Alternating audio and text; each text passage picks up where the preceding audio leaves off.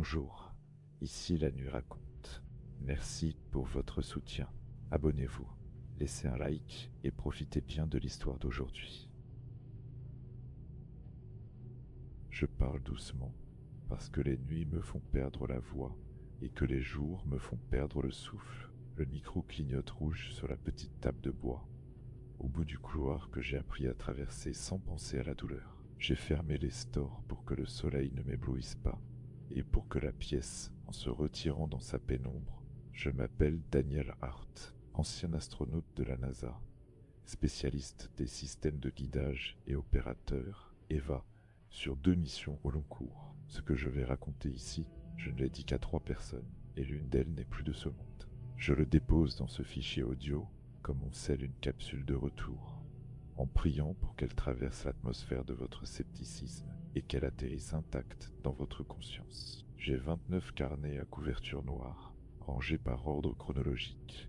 Ils sont pleins de termes techniques, de fréquences, de diagrammes tracés à la main, parfois avec une maladresse qui me fait sourire. Mais il manque l'essentiel. Il manque ce que nous avons vu et ce que nous n'avons pas ramené à la surface de la Terre par peur et par obéissance.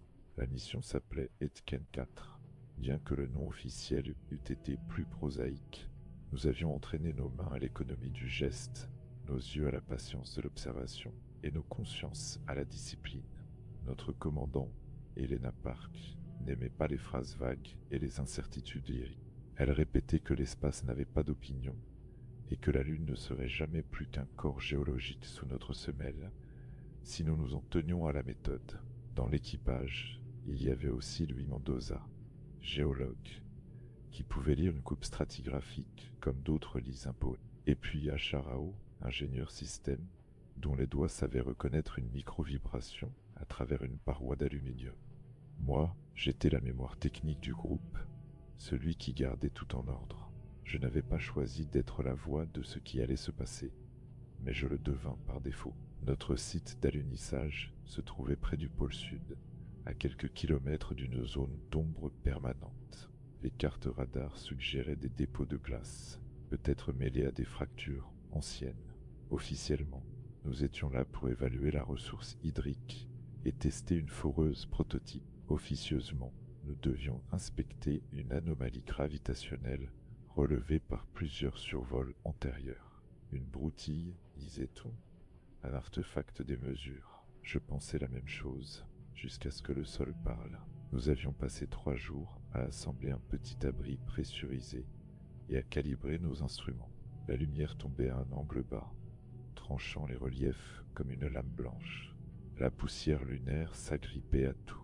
Elle avait une odeur métallique, une sécheresse qui crissait contre la gorge comme un papier trop ancien. Le matin du 4e jour, Helena demanda un relevé de microgravité sur le bord d'un renfoncement que nous n'avions pas encore cartographié. J'y allais avec Luis. Nous marchions lentement, les pieds glissant juste ce qu'il faut pour ne pas soulever des nuages inutiles. Le silence s'étirait dans nos casques comme une substance épaisse qu'un bip de télémétrie venait percer de loin en loin. La pente donnait sur une cavité. Nous nous attendions à une simple grotte de rétraction, un tas de régolithes tassés par le temps. Pourtant, le spectromètre indiqua une signature improbable, un mélange de silicates et d'oxyde que lui n'arrivait pas à justifier. Plus étrange encore, la gravité, sur un rayon de quelques mètres, semblait fléchir de manière infime, comme si la Lune retenait son souffle. Nous posâmes des marqueurs et appelâmes Achat. Elle rejoignit notre position en 17 minutes, allégeant sa démarche selon un rythme qu'elle avait appris à rendre gracieux.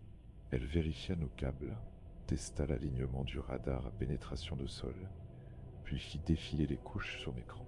La coupe révéla un vide à environ 9 mètres, un vide aux parois lisses, où la poussière semblait ne pas avoir sa place. Helena nous rejoignit avec l'autorisation de mission contrôle pour effectuer une courte perforation. La foreuse ne devait pas s'enfoncer à plus d'un demi-mètre, juste de quoi sonder la cohésion. Sous nos gants, la poignée vibrait d'un tremblement qui se propageait dans nos avant-bras. Le forêt rencontra un matériau compact, puis s'effondra soudain, comme si on traversait un vernis. Nous avions percé une mince couche et ouvert un conduit. Je me penchai. Une lueur très faible, d'une teinte ambrée, remontait du trou. Ce n'était pas une lumière active, plutôt une rémanence, comme celle que laisse une pierre chauffée quand elle cède sa chaleur à la nuit. Nous élargîmes l'ouverture avec prudence, puis installâmes un guide d'ancrage. La cavité sous-jacente refusait de s'effondrer, comme si ses parois portaient en elles une intention. Nous descendîmes un microdrone. Acha pilota. Sur nos écrans apparut une salle qui n'appartenait à aucun catalogue de formation volcanique. Le sol semblait pavé de dalles sombres. Au centre, quelque chose comme un piédestal. Tout autour, des alignements d'objets plats, uniformes, que la poussière n'avait pas recouverts. Luis dit très calmement que ce n'étaient pas des roches. Acha augmenta le gain, et un instant, la définition suffit à lever le doute. Ce que nous regardions, c'était une salle construite, aux proportions plus précises qu'aucune de nos machines n'en eût décidé, et sur les dalles reposaient des tablettes d'argile. Nous étions tombés dans une contradiction. Rien ne permettait d'expliquer des tablettes d'argile sous la surface lunaire. Rien, sinon l'idée que, quelque part, quelqu'un ou quelque chose avait apporté ici un souvenir de la Terre, ou une interprétation de nos gestes les plus anciens. J'eus soudain la sensation que mon casque était trop serré, que l'air recyclé manquait de douceur. Helena coupa mes pensées d'une injonction simple. Retour au module, on respire, on consulte, on revient avec un plan. Il y eut des heures de communication, ponctuées de silences lourds, quand la ligne retombait dans son étirement numérique. Au sol, les voix se superposaient, professionnelles jusqu'à l'oubli d'elles-mêmes. On valida une EVA prolongée à 4 avec élingue, caméra, stérilisation renforcée et un protocole de prélèvement qui tenait de la liturgie. Les personnes en charge de la protection planétaire firent ajouter des étapes qui nous semblèrent à l'époque des manies. Plus je vieillis, plus je leur donne raison. Nous descendîmes l'un après l'autre dans la cavité, suspendus à nos lignes comme à des promesses. L'air y était absent, mais une sensation de présence nous enveloppait, analogue à ce que l'on éprouve dans une bibliothèque ancienne où la poussière est si vieille que son odeur devient une mémoire. Nos lampes rasant les dalles faisaient naître des reflets doux, presque organiques. Les tablettes occupaient des travées concentriques autour du piédestal. Elles étaient d'une argile claire, parfois veinées de minuscules inclusions sombres, comme si le matériau avait été pétri avec des crins venus d'ailleurs. La surface ne brillait pas, elle avait ce mat profond que l'on associe à l'âge. Et pourtant, il n'y avait ni fissure, ni écaillure. Chaque tablette portait des signes. Pas l'écriture cunéiforme, telle que nous la connaissons, mais un système de marques à l'allure familière et étrangère, qu'un œil exercé eût à la fois reconnu et contesté. Luis prit des images.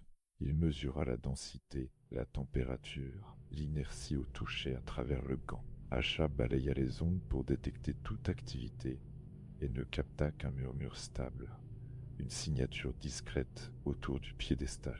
Helena me demanda de documenter chaque pas, chaque angle, avec une précision maniaque qui rangera plus tard nos gestes dans une chronologie serrée. Nous fîmes le tour de la salle avant d'effleurer le piédestal.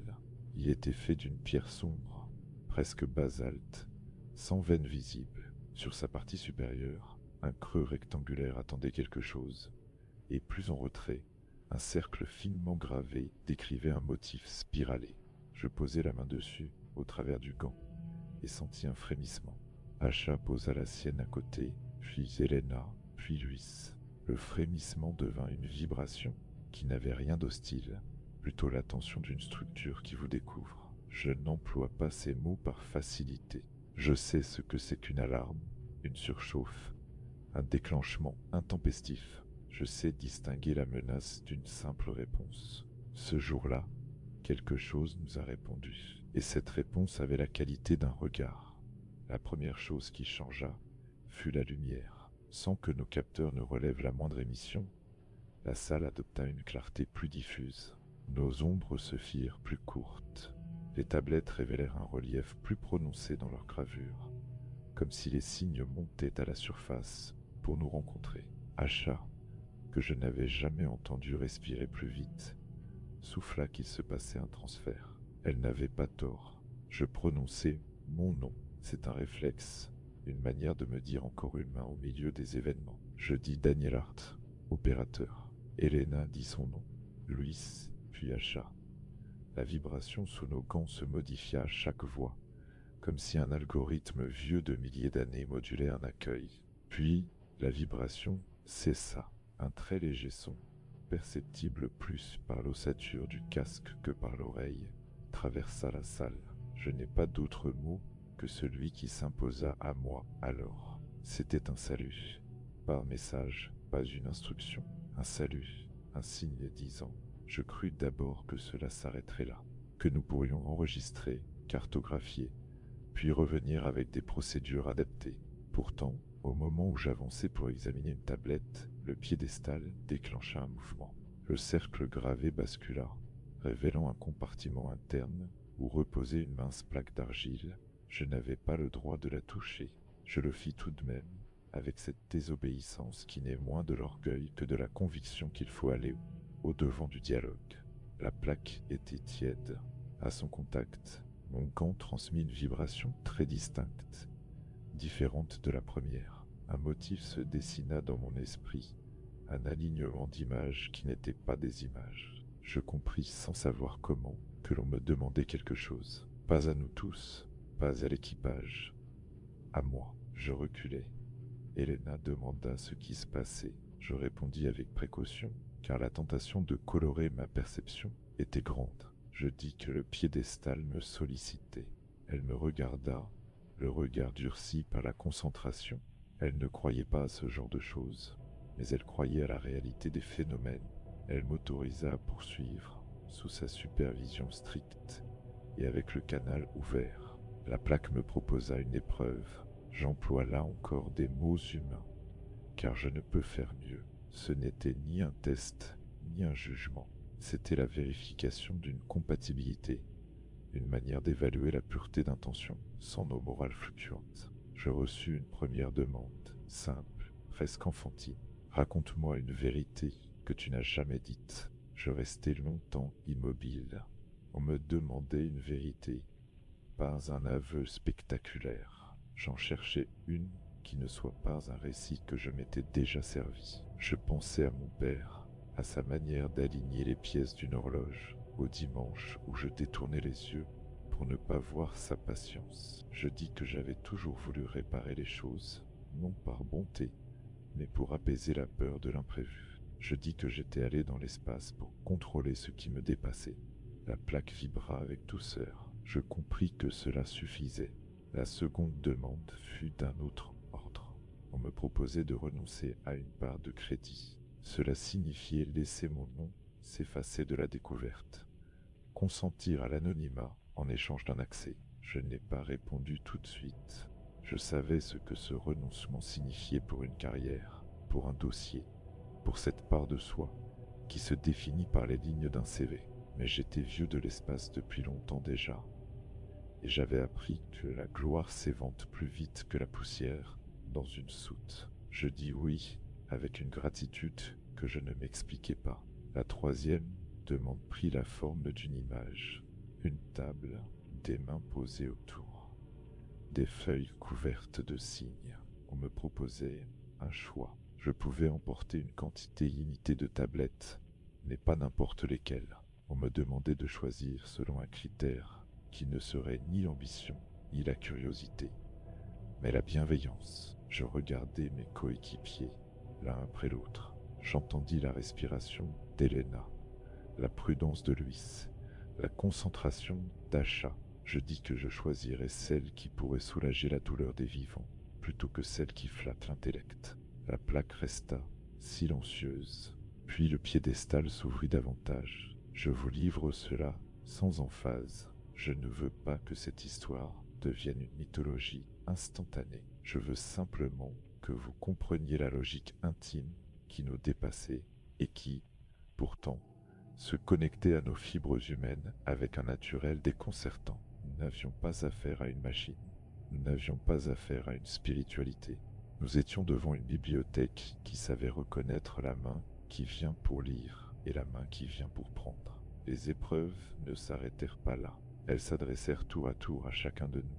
Mais c'est à moi que revint la séquence finale, celle qui devait autoriser l'extraction limitée. Je passai 1 heure à renouveler des gestes que je n'avais jamais appris, à poser des questions avec des mots qui n'étaient pas des mots, à laisser ma mémoire s'ouvrir à des résonances qui n'étaient pas des souvenirs. J'eus des images d'eau claire, de plantes, poussant sous des dômes où la lumière est filtrée.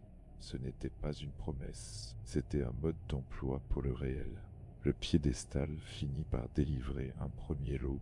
Elles étaient plus fines que celles stockées dans les travées, comme destinées au transport. Leur surface portait une écriture d'une régularité presque douce. Chaque ligne semblait faire vibrer un sens au-delà de l'œil, comme si la compréhension n'était pas qu'une affaire de lecture, mais d'accordage.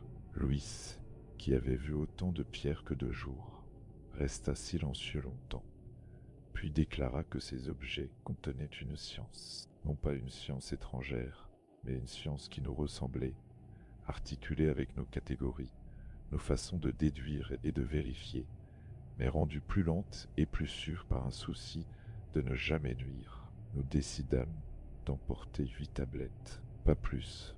La bibliothèque, si je puis l'appeler ainsi, nous laissa faire. Le piédestal ne se referma pas avec brusquerie. Il resta ouvert jusqu'à ce que nous terminions, puis reprit sa forme initiale, comme si rien ne s'était passé. Acha scella chaque tablette dans un étui stérile. Helena fit les images, établit les rapports codés, transmis au sol des segments de données qui n'auraient pas fait lever un sourcil. Le retour à l'abri fut d'une douceur qui me surprend encore. On aurait pu s'attendre à une exultation. Nous étions plutôt apaisés. Nous avions la sensation d'avoir reçu quelque chose que l'on ne reçoit qu'à condition de promettre de ne pas le trivialiser. C'était une joie claire, sans excès, comme celle qui suit une guérison silencieuse. Je pourrais m'attarder sur les manœuvres, les corrections d'orbite, les rendez-vous automatisés, les vecteurs, les angles, les virgules. Toutes ces choses qui rassurent parce qu'elles s'alignent sur des calculs. Mais ce n'est pas là que se joue ce que je dois confier. Ce qui compte, c'est ce qui a suivi notre atterrissage terrestre, dans un hangar où la climatisation avait un bruit de pluie artificielle. Nous fûmes accueillis avec les sourires utiles, les accolades codifiées, les questions en chaîne.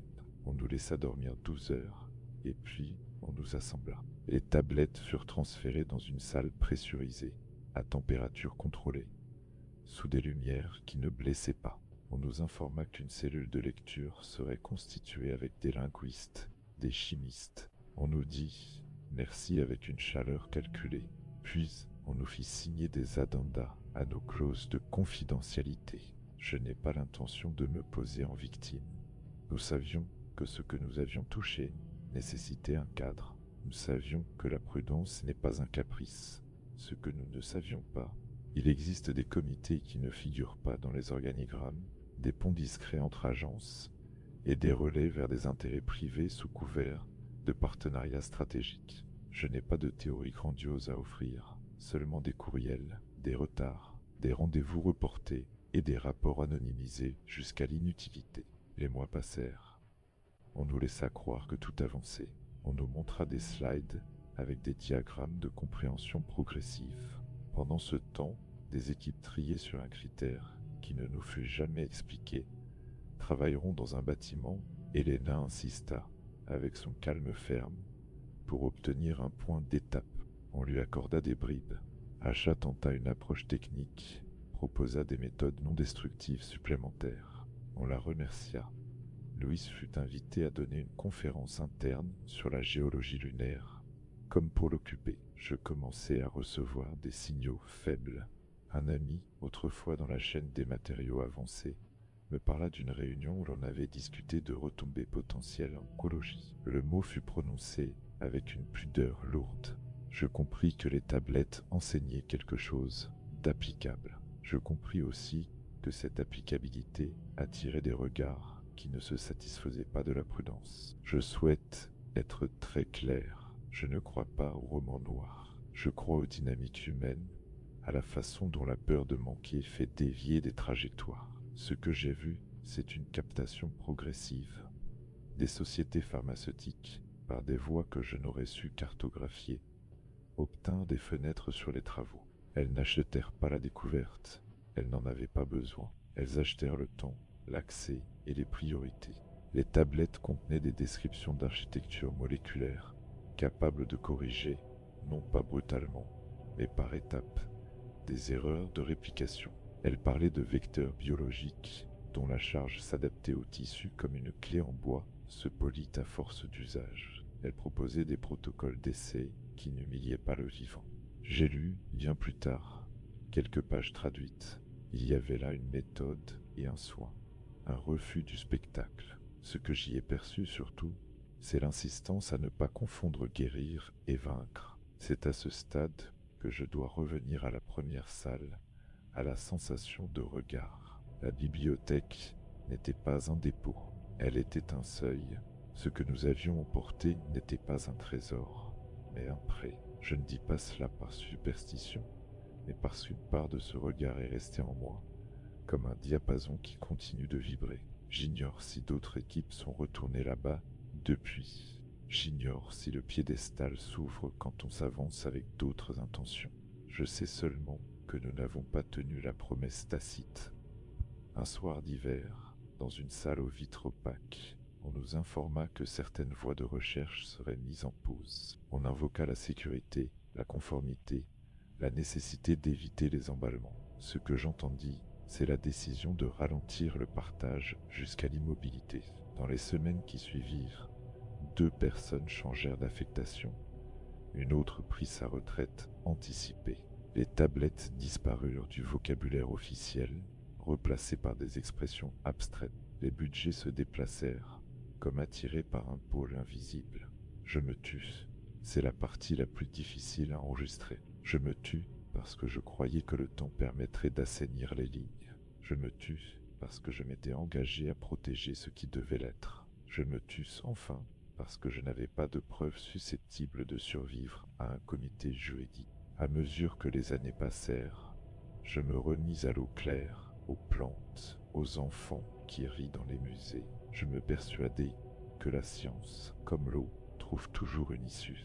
Puis vint la maladie dans mon cercle. Je ne donnerai pas de nom. On essaya tout ce que nous savons faire de mieux. J'appris à lire des comptes rendus médicaux avec la même ferveur que je m'étais autrefois à lire des télémétries. Je reconnus, au détour d'un article confidentiel, une tournure qui m'avait déjà effleuré dans l'argile. Je compris sans amertume que certains avaient avancé en silence. Je compris, avec une douceur presque triste, que la bibliothèque n'avait pas été trahie par tout le monde, mais qu'elle avait été utilisée sans la clarté qu'elle demandait. Je ne vous raconte pas cette histoire pour accuser, je la raconte pour déposer quelque chose qui me pèse.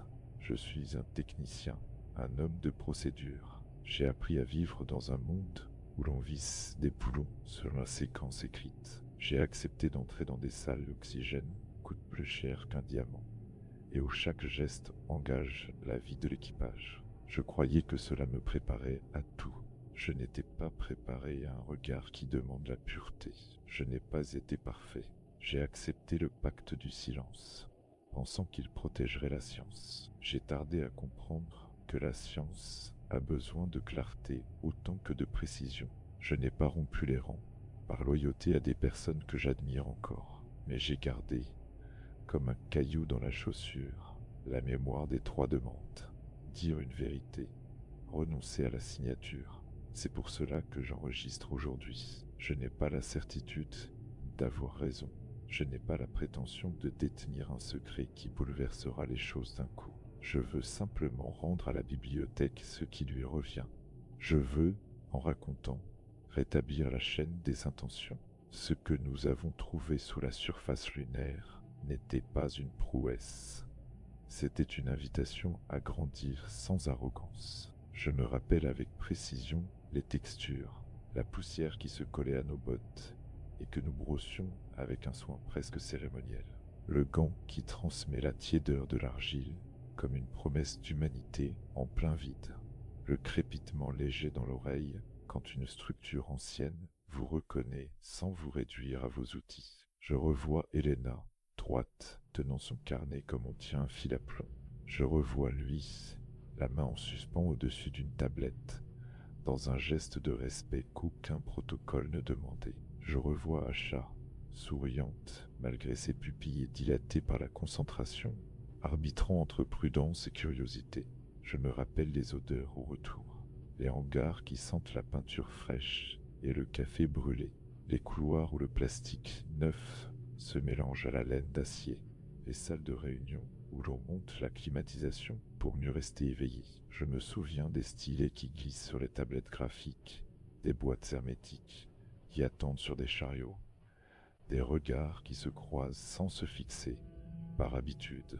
J'ai appris ces dernières années à parler simplement. J'enseignais parfois à de jeunes ingénieurs le principe du moindre étonnement.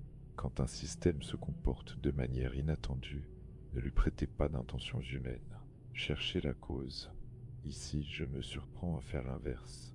La cause est là, multiple, mêlée de décisions, de peur, d'ambition, d'amour. Je lui prête une intention. Je dis que la bibliothèque nous a offert une chance d'aligner la science et le soin, et que nous avons, pour une part, laissé d'autres logiques s'installer. Je n'ai pas oublié les signes gravés. Ils n'étaient ni ornés ni austères. Ils ressemblaient à des lignes de champ rendues visibles, à des trajectoires de particules sous une chambre à bulles, à des réseaux de veines dans une feuille. Je crois que la compréhension s'est faite parce que les tablettes parlaient la langue des processus, pas celle des dogmes. Quand on suit un processus avec respect, on évite les sauts d'orgueil. On avance par accord. C'est ce que je souhaite à ceux qui liront ces lignes d'argile, si on leur en laisse la chance. Je suis conscient que mes mots pourraient être interprétés comme un repli moral. Ils ne le sont pas. Ils sont un témoignage. Je n'ignore pas la complexité des déploiements cliniques, des régulations, des essais. Je ne caricature personne. Je dis seulement que notre responsabilité était d'orienter la boussole vers le soin et la clarté, et qu'il existe des forces qui détournent les aiguilles, parfois sans même s'en rendre compte. Je voudrais maintenant revenir à un moment précis que je n'ai pas mentionné.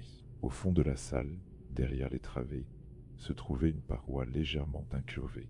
Nous n'y avons pas prêté attention tout de suite, parce que le piédestal nous occupait.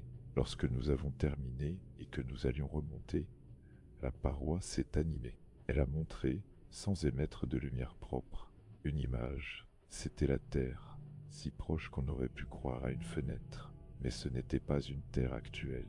On y distinguait des courants, des flux végétaux, des nappes de vie. La sensation associée n'était pas la nostalgie. C'était la responsabilité. Je n'ai pas su quoi faire de cette image pendant des années. Aujourd'hui, elle me sert de boussole. Je ne sais pas si j'ai été jugé. Je ne sais pas si j'ai réussi les épreuves, ou si elles continuent, et que cette confession en fait partie. Je sais seulement que la pureté n'est pas un état, mais une direction. On s'y aligne, on s'en écarte, on y revient, comme un navire qui ajuste son cap par des corrections infimes. Il y a encore un détail. Lorsque j'ai accepté de renoncer à mon nom sur la découverte, j'ai perçu comme une gratitude venue de la salle elle-même.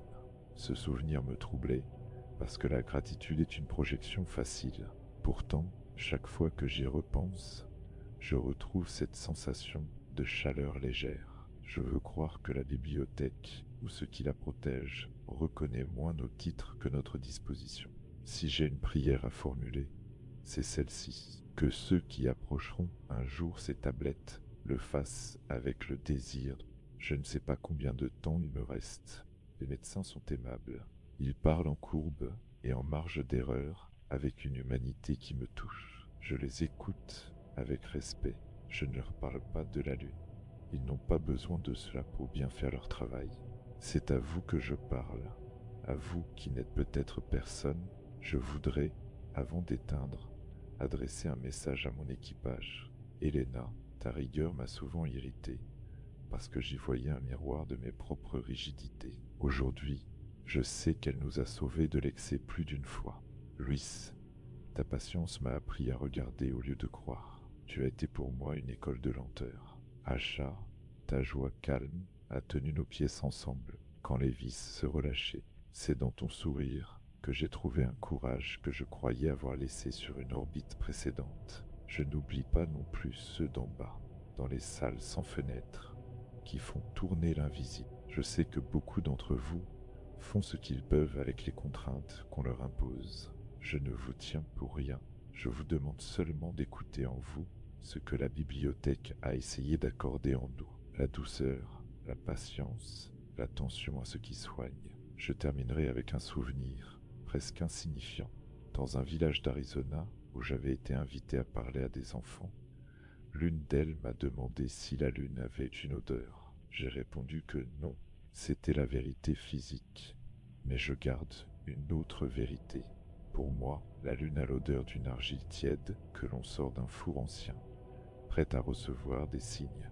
Elle a le bruit d'un salut à peine audible. Elle a la douceur d'un lieu qui n'attend rien et qui pourtant vous offre un chemin. Je dépose ici mon récit avec le respect que l'on doit aux choses fragiles. S'il vous paraît impossible, laissez-le dormir en vous comme un échantillon que l'on conserve à bonne température. Si, à l'inverse, il vous donne envie de demander, alors demandez. Demandez où sont passées les tablettes. Demandez pourquoi on les garde dans des salles où l'on compte les minutes. Demandez à voir les protocoles. La curiosité est une forme de soin quand elle ne cherche pas à briller. Je coupe l'enregistrement. La diode rouge cessera de clignoter. La pièce reprendra sa respiration de maison. Je garde au fond de la gorge le goût de l'air recyclé, parce qu'il me rappelle la patience des machines et la fragilité. J'ose croire que, quelque part sous la poussière froide, une salle nous attend encore. Nous y reviendrons peut-être. Cette fois, j'espère que nous entrerons en lecteur humble et non en propriétaire pressé. Je me tais. Merci d'avoir écouté. Prenez soin de ce que vous tenez. Prenez soin de ceux qui vous entourent. Il n'y a pas d'autre science qui vaille sans cela. Fin de transmission. Je pensais m'arrêter ici, mais un dernier détail me revient, simple et essentiel. Au moment exact où le piédestal nous autorisa à prendre les tablettes fines, plus tard, lorsqu'on m'en montra une transcription partielle, j'y reconnus une structure qui ressemblait à une chanson, une redondance volontaire, des motifs qui reviennent à intervalles réguliers, comme pour s'imprimer sans violence. C'était une méthode pour apprendre, un apprentissage qui ne force pas. Je rêve, si le mot m'est permis, que nos écoles, nos hôpitaux, la connaissance n'a pas besoin d'écraser pour s'installer. Elle a besoin qu'on l'écoute et qu'on la répète avec justesse jusqu'à ce qu'elle devienne un geste sûr, comme un astronaute qui ajuste sa prise sur une poignée, comme un jardinier qui attache une tige trop jeune à son tuteur. On m'a souvent demandé si j'avais eu peur là-bas. La vérité est non. La lune ne m'a jamais fait peur. Ce qui m'a troublé, c'est l'idée que nous puissions décevoir une confiance. Je ne sais pas si une bibliothèque peut être déçue. Je sais que nous pouvons l'être de nous-mêmes. Alors je termine vraiment avec une prière laïque. Que notre désir d'aider grandisse plus vite que nos moyens de profiter. Merci, je coupe. Je n'appuie pas tout de suite. Le silence a le temps d'entrer et de se poser. Puis j'appuie. Cette fois, c'est fini.